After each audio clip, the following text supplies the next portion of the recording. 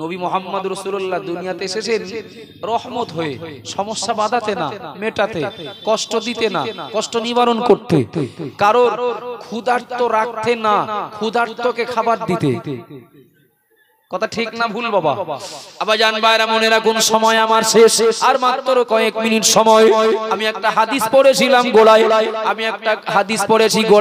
হাদিসটার কথা বলা হয়নি, বলতে বলতে অন্য প্রসঙ্গে চলে গিয়েছি। ও বাবা জিরা ভাইরা মনে রাখুন, নবী মুহাম্মদ রাসূলুল্লাহ আল্লাহর পক্ষ থেকে প্রেরিত রহমত। কিন্তু আমি বলেছি আমার বাড়ির কলে বিরাট পানি ওঠে এবং পানিটাও আয়রন মুক্ত, খুব ভালো পানি। কিন্তু ওই পানিটা পেতে গেলে আমাকে তো কলের কাছে যেতে হবে, আমাকে ওই কল থেকে পানিটা নিতে হবে, তবেই তো আমি উপকার নিতে পারবো, দূরে থাকলে নয়। ঠিক বলছি না ভুল বলছি? নবী মুহাম্মদ রাসূলুল্লাহ আল্লাহর পক্ষ থেকে প্রেরিত রহমত, তবে এই রহমতের ভাগীদার হলো ও নবীর কাছাকাছি আসতে হবে। ঠিক বলছি না ভুল বলছি? কাছাকাছি আসা মানে একসঙ্গে খাওয়া নয়, একসঙ্গে বেড়ানো নয়, একসঙ্গে চলাফেরা নয়, একসঙ্গে ঘোরাফেরা নয়, একসঙ্গে লেনদেন নয়। ও নবীর কাছাকাছি হওয়া মানে ও নবীর আদর্শ বাস্তব জীবনে ধারণ করবে যারা, তারাই তো ওই রহমতের ভাগীদার হয়ে যাবে। একটু জোরে বলুন সুবহানাল্লাহ। ও বাবা জিরা ভাইরা, শুধু অমুসলমানরা নন, কত মুসলমান এ সমাজে রয়েছেন, নামের আগে মুহাম্মদ, কিন্তু এর পরেও তারা ও রহমত থেকে বঞ্চিত হবে, ও রহমত থেকে বঞ্চিত হবে। নামের আগে মুহাম্মদ থাকলেই একজন মানুষ নবী মুহাম্মদ রাসূলুল্লাহর উম্মত হতে পারেন না, উম্মত হতে পারেন না। ও বাবা জিরা মায়ানা মনে রাখুন, কত অমুসলমান কাকা আছেন, কত অমুসলমান দাদা আছেন, কত অমুসলমান পরিবারের কত কাকিমা আছেন, বৌদিরা আছেন, তারা কোন মুসলমানকে দেখে ইসলাম ও নবী মুহাম্মদ রাসূলুল্লাহর মূল্যায়ন করেন, বিচার করেন। ঠিক বলছি না ভুল বলছি? কিন্তু আমি আপনাকে বলবো, আপনি কোন সাধারণ মুসলমানকে দেখে ইসলামটাকে বোঝার চেষ্টা করবেন না। কোন সাধারণ মুসলমানকে দেখে নবী মুহাম্মদ রাসূলুল্লাহ কেমন আপনি বোঝার চেষ্টা করবেন না।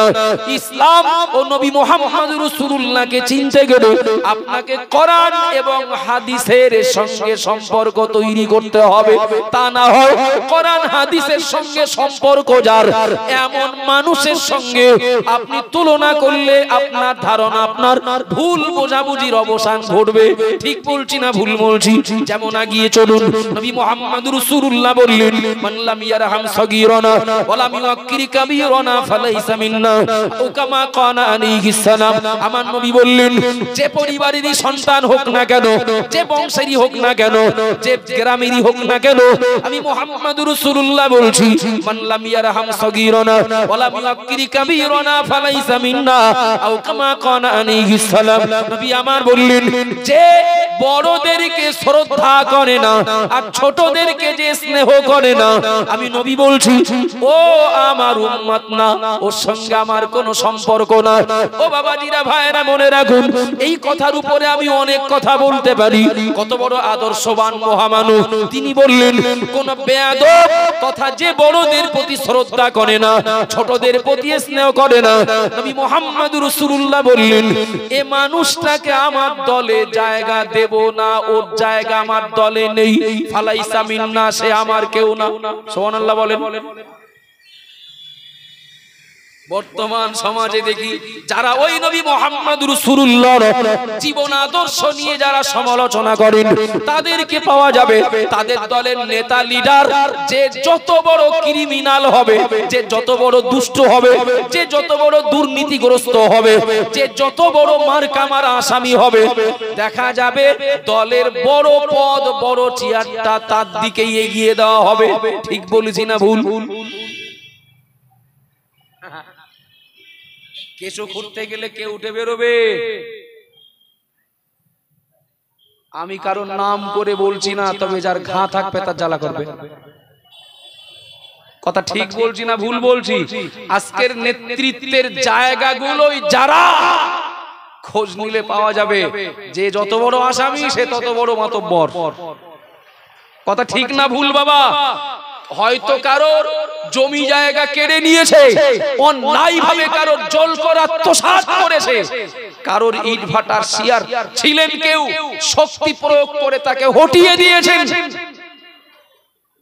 এখন বড় নেতা, বড় নেতা কিসের বলে, কিসের বলে? যার শক্তি যত বেশি, ক্ষমতা যত বেশি, সে বড় আসন পাবে এবং মুখ্য জায়গায় নেতৃত্বের দায়িত্ব পাবে। কিন্তু নবী মুহাম্মদ রাসূলুল্লাহ বললেন, আমার দলে থাকতে গেলে তোমার বেয়াদব হলে হবে না, বড়দেরকে যে শ্রদ্ধা করবে না, ছোটদেরকে যে স্নেহ করবে না, ও আমার উম্মত না, ওর সঙ্গে আমার কোনো সম্পর্ক নেই। বাবা কিছু মনে নেন না, ভুল বুঝলে হবে না। আমার কাকা, আমার বাবা, আমার চাচা, এদের কারোর বয়স 60 বছর, কারো বয়স 70 বছর। আমি অন্য সব ছেড়ে দিলাম, আমি যদি শিক্ষা প্রতিষ্ঠানের কথা বলি তাহলে আমি দেখব আমার কাকা, আমার চাচা, আমার বাবা, এই মানুষগুলো বয়স 60-65 বছর প্লাস। সেই আমলে যে প্রাইমারি স্কুলে পড়েছিলেন সেই মাস্টার মশাই এখনো বেঁচে আছেন, বয়স তার 75 কি 80 বছর। আছে না নেই বাবা? কত পিতৃতুল্য মানুষের প্রাইমারি স্কুলের মাস্টার এখন বেঁচে আছে। তো আমি, আমার আব্বাও তার ভিতরে একজন। আমার আব্বা আপনার হাটে যাচ্ছিলেন সাইকেলে চড়ে, সাইকেলে চড়ে, তো যেতে যেতে হঠাৎ করে সাইকেল থেকে নেমে পড়লেন। কি ব্যাপার আব্বা, চেন পড়ে গেল নাকি, লিক হলো নাকি? বলো না, একটা ব্যাপার আছে। কি ব্যাপার? বলে দাঁড়া বলছি। দেখলাম অল্পক্ষণের ভিতরে একটা মানুষ পাশ দিয়ে হেঁটে গেলেন, একটু মাথা নাড়ানাড়ি হলো, লোকটা ধুতি পরা। আর আমার আব্বা কিন্তু একজন মসজিদের ইমাম ধরতে পারেন, দাড়িওয়ালা ইমাম ছিলেন এক সময়, এখন নেই, বয়স হয়ে গেছে। তো আমার আব্বা একজন প্রাক্তন ইমাম, পাশ দিয়ে হেঁটে গেলেন, লোকটা ধুতি পরা। আমি বলি কিসে কি ব্যাপার? তো লোকটা যখন চলে গেলেন তখন দেখি আব্বা আবার সাইকেলে উঠলেন। এটা আমার আব্বার কথা বলছি না, আমি সব আব্বার কথা বলছি, আমি সব কাকার কথা বলছি। চলে গেলেন, কি ব্যাপার, কি হলো, লোকটা কে, আর হঠাৎ সাইকেল থেকে নামার কারণ কি? বলে খোকা শোন, ও না, আমি সেই প্রাইমারি স্কুলে পড়তাম আজ থেকে সেই 40-45 বছর আগে, 50 বছর আগে, আমাদের সেই সময় প্রাইমারি স্কুলের মাস্টার ছিলেন উনি। আমার কথা শুনছেন বাবা? উনি মাস্টার ছিলেন, প্রাইমারি স্কুলের মাস্টার। বাপ স্কুল ছেড়ে দিয়েছেন, 50 বছর হয়ে গেছে।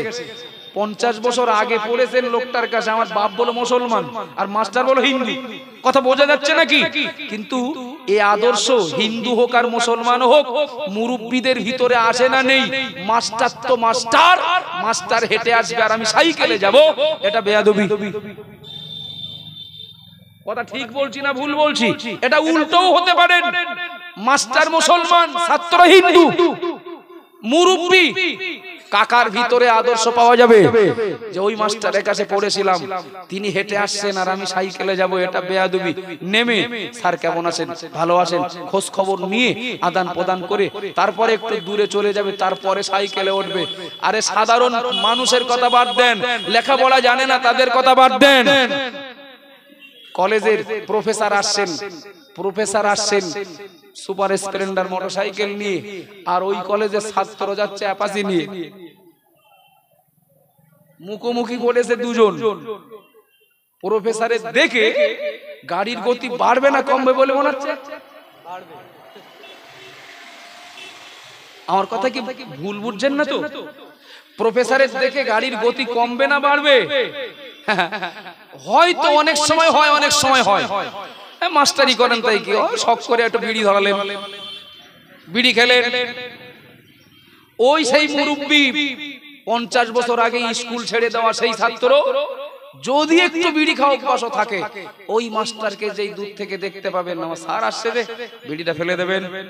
কিন্তু স্কুল কলেজ ইউনিভার্সিটির কত ছাত্রকে পাওয়া যাবে মাস্টারের দেখে সিগারেটটা বার করে, প্রফেসরকে দেখে সিগারেটটা বার করে। আমি ভুল বলছি বলে মনে হচ্ছে বাবা? সব ছেড়ে দেন, অন্তত শিক্ষিত সমাজ যারা বিশেষ করে ওই নবীকে যারা মুহাম্মদুর রাসূলুল্লাহ বলে মেনে নিয়েছেন, আমি তাদেরকে বলবো, সেই সকল ভাই সেই সকল বোনদেরকে যে মুরব্বিদের কথা ছেড়ে দেন, আপনারা আগামী দিনের ভবিষ্যৎ। নবী মুহাম্মদুর রাসূলুল্লাহর এই আদর্শটা শুধু নির্দিষ্ট কোন ধর্মের জন্য নয়, এটা তো সবার জন্য, সব ধর্ম অবলম্বী মানুষদের জন্য তো শ্রেয়। কথা ঠিক না ভুল? বড়দের যে শ্রদ্ধা করবে, ছোটদের যে স্নেহ করবে, সে নবী মুহাম্মদ রাসূলের উম্মত। বিক্রম ঘটালে নবী বলেছেন ওর সঙ্গে আমার কোনো সম্পর্ক নেই। নবী কিন্তু বলেননি যে নির্দিষ্ট এই ধর্মের লোক হলে সম্মান দিও, আর যদি দেখো বিরোধী ধর্মের কেউ, তাহলে তার সম্মান দেওয়ার দরকার নেই। বলেছেন কি? একটু কথা বলেন না। দুঃখজনক বিষয়, চুরি করতে যে ধরা পড়েছে তার শাস্তি দেওয়া হবে কি হবে না, তার লুঙ্গি খুলে, তার প্যান্ট খুলে, তার পায়জামা খুলে দেখা হয়, দেখদিনও কোন ধর্মের লোক। শুনতে খারাপ লাগছে? আমি বলতে বলতে অনেক দূর চলে এসেছি, আর নয় একটু বেয়াদবি করেও ফেলেছি। তাকবীর দেন, নারে তাকবীর। একটু জোরে হবে নারে তাকবীর। বাংলার প্রখ্যাত আলেম মাওলানা মুফতি রজব আলী সাহেব হুজুর বলেন জিন্দাবাদ, নারে তাকবীর। আমি কাউকে আঘাত করার জন্য, কষ্ট দেওয়ার জন্য কথা বলিনি। আজকের এই পরিবেশের সাথে সামঞ্জস্যতা রেখে কথা বলছি, এই মনে করেই বলেছি। ভুল হলে ক্ষমা করবেন, দোয়া করবেন। যারা দূরে আছেন মজলিসে আসুন, তরিকুল ভাই বা সভাপতি সাহেব আছেন, ঘোষণা